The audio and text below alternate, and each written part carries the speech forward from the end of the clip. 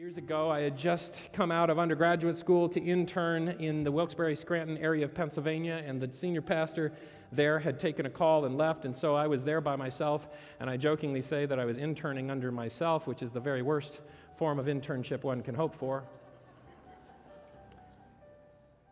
But I was preaching every week, and at one point, Gene, our 75-year-old head elder of the Kingston Church, came to me and put his hand on my shoulder. He was a lot shorter than I was, put his hand on my shoulder, and it was the kind of grip that told me that instruction was about to be shared.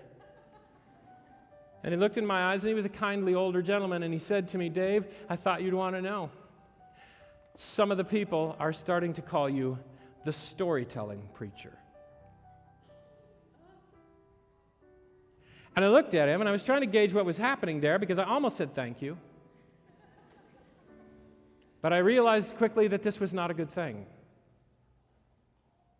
And my mind went to the book of Mark, where Mark says that Jesus never stood up to speak in front of the people except with the use of stories. And I've found myself gearing up and let's go. Come on. I can handle this.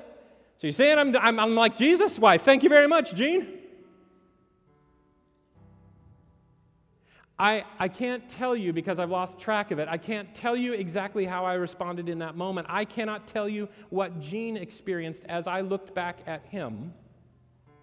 I can tell you that I have played that scenario over in my mind almost weekly since. Because I believe it is more important how we treat people than that we are right. It is more important that Jesus is beside me than that I am correct. Yes, we are all naturally enemies of God.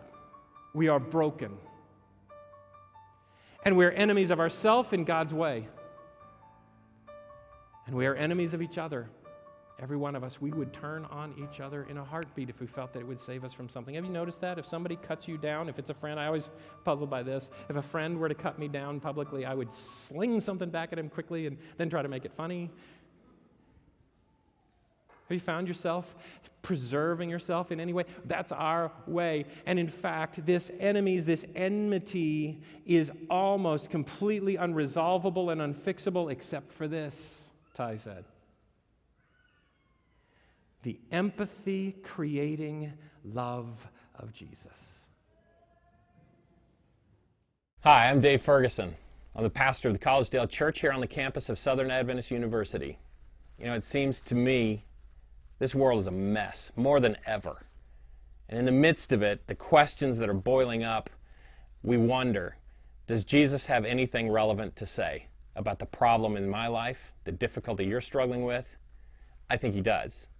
And I'd like to welcome you to subscribe to this YouTube channel as we explore the relevance of Jesus Christ in the everyday life of you and me. So subscribe. Click the button.